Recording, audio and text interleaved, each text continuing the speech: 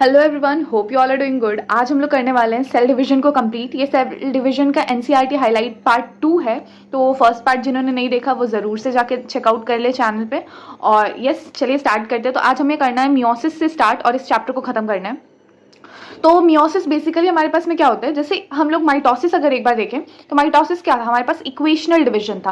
वैसे ही मियोसिस हमारे पास क्या होगा, मियोसिस हमारे पास रिडक्शनल डिवीजन होगा। यानी अगर कोई पेरेंट जो डिप्लॉयड है, यानी 2n उसके पास में सेल के अंदर क्रोमोसोम्स हैं, तो उसका जो होगा 4 डॉटर सेल्स बनेंगी और सारे डॉटर सेल में n n n n हमारे पास में क्रोमोसोम्स आ जाएंगे। मतलब सारे हमारे पास हैप्लॉइड हो जाएंगे। अगर टेट्राप्लॉइड पेरेंट है तो हमारे सारे जो ऑर्गेनिज्म, सारे जो डॉटर सेल्स बनेंगे वो डिप्लॉइड बनेंगे। मतलब एग्जैक्टली हाफ हो जाएगा। हाफ जो है हमारे पास मतलब रिडक्शन हो जाएगा। तो इसीलिए मियोसिस को हम लोग रिडक्शनल डिवीजन भी कहते हैं।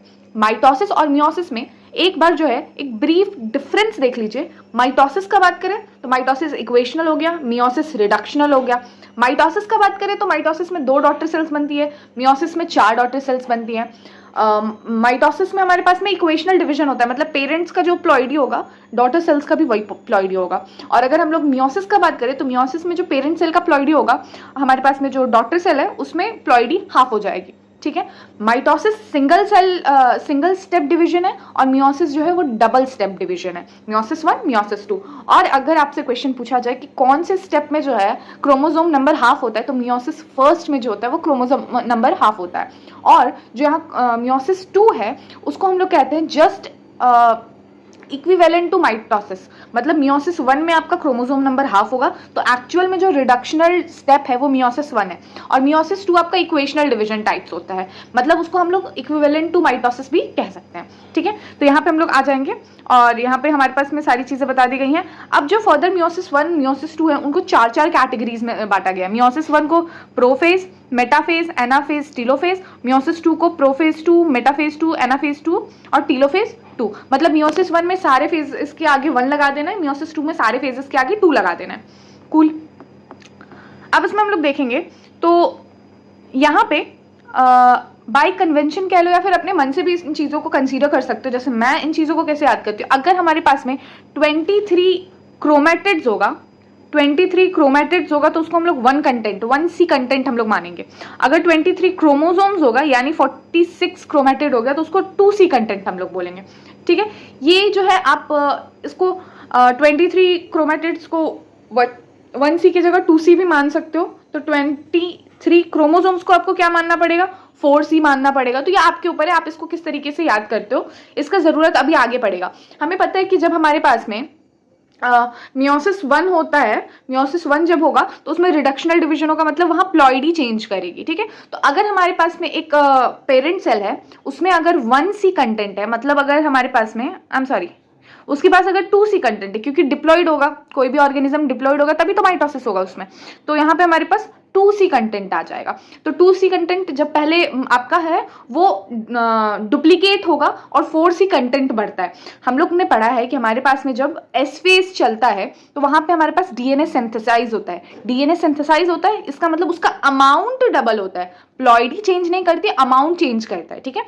मतलब ये अगर हमारा एक हाथ है, इसमें 5 जो है फिंगर्स है, तो इसी के जैसे हमने दूसरा हाथ बनाया जिसमें भी 5 फिंगर्स है। मतलब यहाँ पे हमने दूसरे हाथ का सिंथेसिस कराया, दूसरे हाथ का सिंथेसिस कराया। क्या इस हाथ में फिंगर्स जो है उसके काउंट चेंज हुए? क्या नहीं चेंज हुए, बस इनका जो है अमाउंट ऑफ हैंड हमारे पास डबल हो गया। वैसे ही अमाउंट ऑफ डीएनए हमारे पास डबल होता है लेकिन प्लॉइडी चेंज नहीं करती है।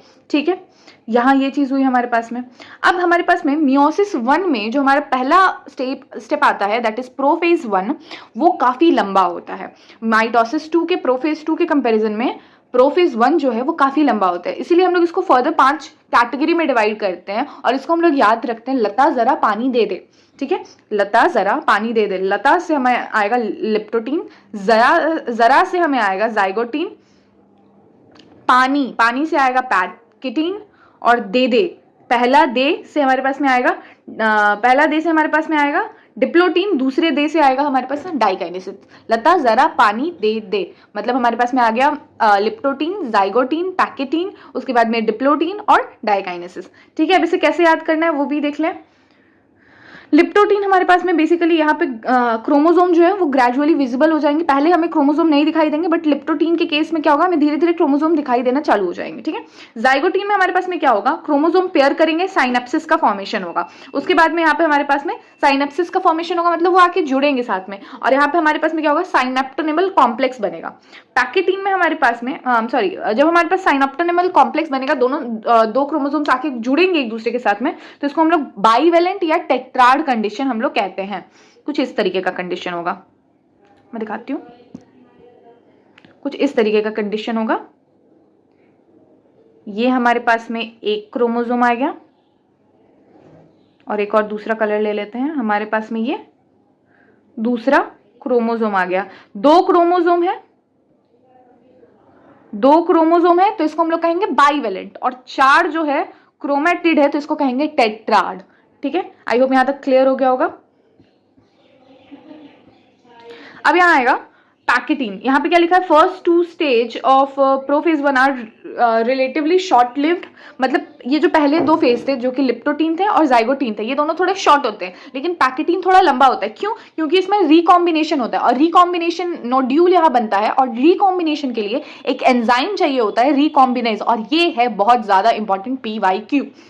यहाँ पूछेगा तुम हमसे कि रिकॉम्बिनेशन कौन से स्टेप में होता है और कौन सा एंजाइम जो है वो आपका यूज होता है। तो रिकॉम्बिनेज जो है वो यूज होता है, और रिकॉम्बिनेशन कौन से स्टेप में होता है, पैकेटीन में होता है, पैकेटीन स्टेप में स्टेज पे होता है। या फिर आपसे पूछ लिया जाएगा कि रिकॉम्बिनेज एंजाइम जो है वो प्रोफेज वन के किस स्टेज पे जो है अपना फंक्शन दिखाता है, तो हमारा आंसर हो जाएगा पैकेटीन। और साथ साथ एक और इसमें PYQ बनता है, दैट इज ये साइनेप्टोनिमल कॉम्प्लेक्स और बाईवेलेंट से, ठीक है।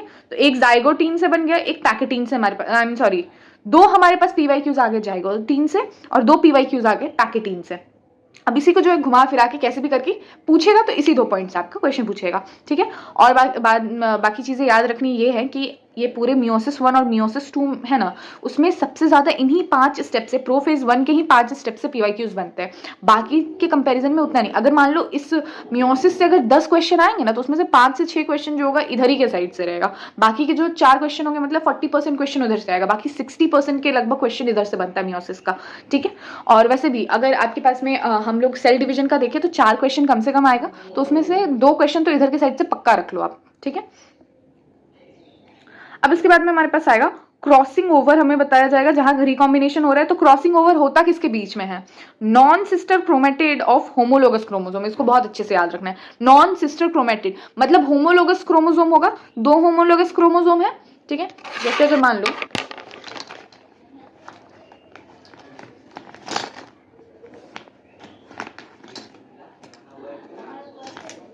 मेरे पास में कुछ कलर पेन्स है, ऐसे दिखाती हूँ। जैसे मान लो ये एक क्रोमोसोम है, ये एक क्रोमोसोम है, तो ये एक क्रोमोसोम हुआ, तो ये दोनों क्या हुए, सिस्टर क्रोमेटिड। एक ही क्रोमोसोम के 2 क्रोमेटिड को हम लोग एक दूसरे का सिस्टर क्रोमेटिड कहेंगे। ये दूसरा क्रोमोसोम हो गया, ठीक है, ये दूसरा क्रोमोसोम हो गया, तो ये दोनों एक दूसरे के सिस्टर क्रोमेटिड हो गए। ये एक क्रोमोसोम, 2 सिस्टर क्रोमेटिड, ये एक chromosome, 2 sister chromatid. Sorry guys, आज मैंने खाया है डोसा और अभी जस्ट बैठी हूँ वीडियो शूट के लिए, मुझे बार बार जो है डकार आ रही है। सो ये हमारे पास में हो गया एक क्रोमोसोम, और ये 2 सिस्टर क्रोमेटिड, ये एक क्रोमोसोम, ये 2 सिस्टर क्रोमेटिड, ठीक है। और ये दोनों आपस में होमोलोगस क्रोमोसोम है, ठीक है। अब इसका जो 2 सिस्टर क्रोमेटिड है वो एक दूसरे के लिए तो सिस्टर क्रोमेटिड हो जाएगा, और इसमें भी एक दूसरे के लिए सिस्टर क्रोमेटिड, लेकिन अगर इन दोनों का एक एक क्रोमोसोम ले लिया हमने, तो ये आपस में नॉन सिस्टर क्रोमेटिड होगा। तो होमोलोगस का नॉन सिस्टर क्रोमेटिड के बीच में हमारे पास क्या होता है, रिकॉम्बिनेशन होता है। आई होप यहाँ तक क्लियर होगा, बस यही चीज है इसमें, और कुछ इसमें बकैती नहीं करनी है हम लोग को, बस यहाँ तक बात आ गई हमारे पास में। तो इससे हमारा पैकेटीन भी डन हो गया। अब यहाँ आ जाते हैं हम लोग डिप्लोटीन में। डिप्लोटीन में हमारे पास एक एक्स शेप्ड स्ट्रक्चर बनता है, जिसको हम लोग चैजमाटा कहते हैं, जहां रिकॉम्बिनेशन होता है वहां ये चीज बनता है, ठीक है, चैजमाटा होता है। और ये जो है एक और PYQ, जैसे हम लोग ने पढ़ा है रिप्रोडक्शन में, हम लोग ने क्या पढ़ा है, रिप्रोडक्शन में हम लोगों ने पढ़ा है कि जो मेल्स होते हैं उनमें प्यूबर्टी हिट होने के बाद जो है स्पर्मेटोजेनेसिस का प्रोसेस स्टार्ट होता है, लेकिन फीमेल के अंदर क्या होता है, एम्ब्रियोनिक स्टेज से हमारे पास में क्या होता है, oogenesis स्टार्ट हो जाता है हमारे पास में। सबसे पहले जब हम लोग एम्ब्रियोनिक फेज में रहते हैं तो हमारे पास में प्रोफेज 1 सॉरी मियोसिस 1 के मेटाफेज 1 में अरेस्ट होता है, जो है हमारे पास में डिवीजन, वहां पे oocyte अरेस्ट हो जाता है, ठीक है। तो वो जो है आपके पास में oocyte अरेस्ट हुआ तो बहुत सारे जो वर्टिब्रेट्स हैं वो डिप्लोटीन के केस में आपके पास में क्या होता है, अरेस्ट हो जाता है। वहां पे जब डिवीजन होते रहते हैं ना, बहुत सारे एग सेल्स आपके बनते रहते हैं ना, तो उस टाइम पे क्या होगा ना कि किसी एक पर्टिकुलर स्टेज पे आपका जो है डिवीजन रुक जाएगा। तो हम लोग क्या कहते हैं कि oocyte जो है प्राइमरी फॉलिकल या सेकेंडरी फॉलिकल या ग्राफियन फॉलिकल जो है हमारे पास में डिप्लोटीन में हमारे पास में आके क्या हो गया, अरेस्ट हो गया, मतलब वहां पे डिवीजन उसका कुछ टाइम के लिए रुक गया। उसके बाद जब हम लोग प्यूबर्टी हिट करते हैं फिर उसके बाद फर्दर डिवीजन होता है और वहां उसके बाद में एनाफेज 2 में जाकर के अरेस्ट हो जाता है। और फिर एनाफेज 2 के बाद हमारा कब होता है, जब फर्टिलाइजेशन हो जाता है स्पर्म के साथ, तब जाके हमारा सेकेंड पोलर बॉडी निकलता है और तब जाके वहां पे आपका जो है पूरी तरह से हमारे पास सेकेंडरी oocyte कंप्लीट हो जाता है, ठीक है। तो उसमें से बहुत सारे यहाँ पे आपका जो PYQ बन सकता है कि बहुत सारे वर्टेब्रेट्स में आपका जो है oocyte कब अरेस्ट होता है, तो डिप्लोटीन के कंडीशन में अरेस्ट होता है। उसके बाद में डाइकाइनेसिस क्या हो गया हमारे पास में, डाइकाइनेसिस में सबसे पहला जो हमारे पास में कैरेक्टरिस्टिक है, टर्मिनलाइजेशन ऑफ चाज़माटा, टर्मिनलाइजेशन ऑफ चाज़माटा। उसके बाद में हमारे पास में होमोलोगस क्रोमोसोम का सेपरेशन होता है और diakinesis represent transition to metaphase, मतलब इसी के बाद हमारा मेटाफेज चालू हो जाता है। इसके बीच में एक पॉइंट जो मैं आपको बताना भूल गई डिप्लोटीन के केस में, कि डिप्लोटीन का एक कैरेक्टरिस्टिक फीचर क्या है कि साइनेप्टोनेमल कॉम्प्लेक्स इसमें डिसॉल्व होता है। डिप्लोटीन में साइनेप्टोनेमल कॉम्प्लेक्स डिसॉल्व होता है और डाइकाइनेसिस में चाज़माटा जो है वो चाज़माटा या काज़माटा जो आप बोलो वो आपका डिसॉल्व हो जाता है, ठीक है। तो ये भी एक है PYQ का हॉट पॉइंट, यस। चलो तो अब हमारे पास में मेटाफेज 1 स्टार्ट हो जाता है। मेटाफेज 1 में हमारे पास में क्या होता है, बाइवेलेंट क्रोमोसोम जो है इक्वाटोरियल लाइन पे आपका अलाइन हो जाता है। देखो होता सब कुछ सेम है आपके पास में माइटोसिस की तरह, बस यहाँ पे कुछ चीजें हैं, जैसे होमोलोगस क्रोमोसोम कब आ रहा है, नॉन होमोलोगस क्रोमोसोम कब आ रहा है, ये चीजें आपको याद करनी है। सिस्टर क्रोमेटिड कहाँ आ रहा है, नॉन सिस्टर क्रोमेटिड कहाँ आ रहा है, तो ये चीजें आपको याद करनी है यहाँ पे, ठीक है। तो मेटाफेज 1 में कौन आपका अलाइन होगा इक्वाटोरियल पोजिशन पे, बाइवेलेंट क्रोमोसोम, ठीक है। और उसके बाद में आपके काइनेटोकोर ऑफ होमोलोगस क्रोमोसोम से आकर के जुड़ेगा कौन, स्पिंडल फाइबर। और फिर एनाफेज 1 में जाते जाते आपका कौन डिवाइड करेगा, एनाफेज 1 में होमोलोगस क्रोमोसोम सेपरेट होंगे, ठीक है। होमोलोगस क्रोमोसोम सेपरेट होंगे लेकिन सिस्टर क्रोमेटिड अभी भी साथ में रहेगा।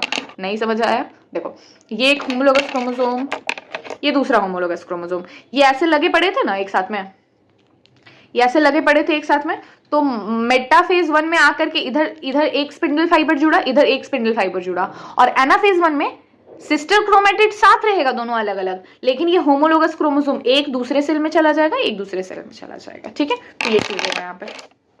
उसके बाद टीलोफेज 1 में क्या होगा, डायाड ऑफ सेल बनेगा और सबके पास जो है हैप्लॉइड कंटेंट हो जाएगा। इसके बाद में मतलब पहला मियोसिस 1 में हमारा जो हो गया रिडक्शन हो गया।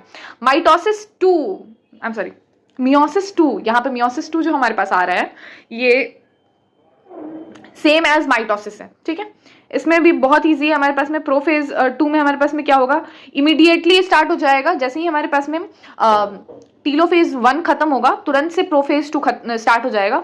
साइटोकाइनेसिस बहुत छोटे ड्यूरेशन में ही हो जाएगा कंप्लीट, ठीक है। उसके बाद में हमारे पास में मियोसिस में क्या होता है ना कि हमारे पास में इंटरफेज जो होता है मियोसिस 1 और मियोसिस 2 के बीच में एक छोटा सा इंटरफेज आता है जिसको हम लोग इंटरकाइनेसिस नाम देते हैं, ठीक है। ये बहुत शॉर्ट लिव्ड होता है इसीलिए हम लोग इसको बहुत ज्यादा कंसीडर नहीं करते हैं, ठीक है। मेटाफेज 2 में क्या होगा हमारे पास में स्टेज ऑफ क्रोमोसोम एक बार में अलाइन हो जाएंगे और एनाफेज 2 में हमारे पास में इस बार कौन स्प्लिट करेगा, इस बार में हमारे पास में सिस्टर क्रोमेटिड्स स्प्लिट कर जाएंगे, ठीक है।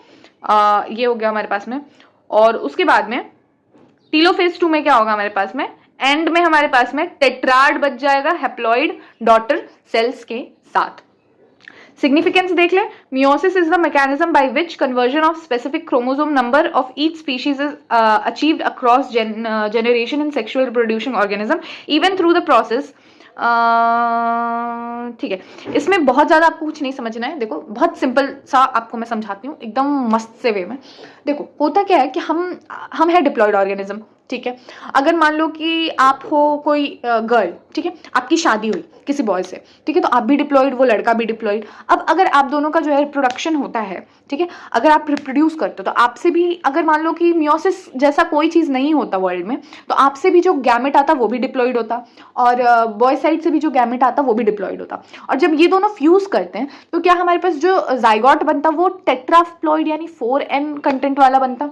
जी बिल्कुल। तो हम तो है डिप्लॉयड ऑर्गेनिज्म, लेकिन हमने जब रिप्रोड्यूस किया विदाउट मियोसिस तो हमारे पास में टेट्राप्लॉयड ऑर्गेनिज्म बन के आ गया। मतलब जैसे हमारी 2 आंखें होती हैं, उस बच्चे की 4 आंख होंगी, हमारा एक मुंह होता है उसका 2 मुंह होगा, हमारा एक नाक होता है उसका 2 नाक होगा, उसके 4 कान होंगे, 4 हाथ होंगे, 4 पैर। कभी बच्चे के नाम पे राक्षस पैदा हो जाएगा घर पे, ठीक है। और अगर यही चीज कंटिन्यू चलती रही विदाउट मियोसिस, तो आज जैसे हमारा बाल हमारे शरीर से बाहर निकल रहा है, लटक रहा है, वैसे ही एक टाइम पे हमारे हाथ पैर से बाहर ऐसे क्रोमोसोम्स निकले रहेंगे, ठीक है। मतलब तुम सोचो कि जब तक चीजों को हम रीस्टोर नहीं करेंगे, मतलब ऐसे ही मान लो माइटोसिस ही सिर्फ होते रहेगा, मियोसिस होगा ही नहीं, तो यहाँ पे क्या होगा, हमारे पास में जो है क्रोमोसोम का कंटेंट बढ़ता जाएगा, डीएनए बड़ा होते जाएगा, ठीक है। और उसके बाद में क्या होगा, सेल से बाहर लटकेगा, जैसे हमारे बाल आज के टाइम पे, एक टाइम पे इन फ्यूचर क्रोमोसोम्स रहेंगे। तो इसीलिए नेचर ने क्या किया, बड़ा ही प्यारा सा मैकेनिज्म बनाया, दैट इज माइटोसिस और मियोसिस में क्या होगा, हम है 2n, ठीक है, पार्टनर है 2n, तो हम जो गैमेट प्रोड्यूस करेंगे वो होगा n, पार्टनर जो गैमेट प्रोड्यूस करेगा वो भी होगा n, और फिर जब वो फ्यूज करेंगे तब हमें क्या मिलेगा, 2n, और जो फिर जो बच्चा होगा वो नॉर्मल होगा। तो विद दिस आई होप ये चैप्टर जो है आपको समझ में आया होगा, और हमने सेल डिवीजन कंप्लीट कर लिया। हमारा एक पार्ट और बच गया है, सेल का जो है आधा पार्ट बचा हुआ है, उसे भी मैं नेक्स्ट कंप्लीट करूंगी, और फिर हम बढ़ेंगे बायोमोलिक्यूल्स की तरफ। मैं जानती हूँ इस बीच में काफ़ी ज़्यादा जो है इनएक्टिव हो रही हूँ, बट मैं कोशिश कर रही हूँ कि चीज़ें जो है वो करूँ। अभी काफ़ी शिफ्टिंग हो रहा था घर पे, और जो है शिफ्टिंग के बाद जो सारे सामान को ऐसे सजाना वजाना वो सारा काम चल रहा था, तो इस वजह से। तो आई होप यहाँ तक क्लियर हो गया होगा। मैं एक बार क्वेश्चंस देख लूँ। क्वेश्चन इसमें बहुत सारे हैं, एक मिनट। पहला question, what is the average sales,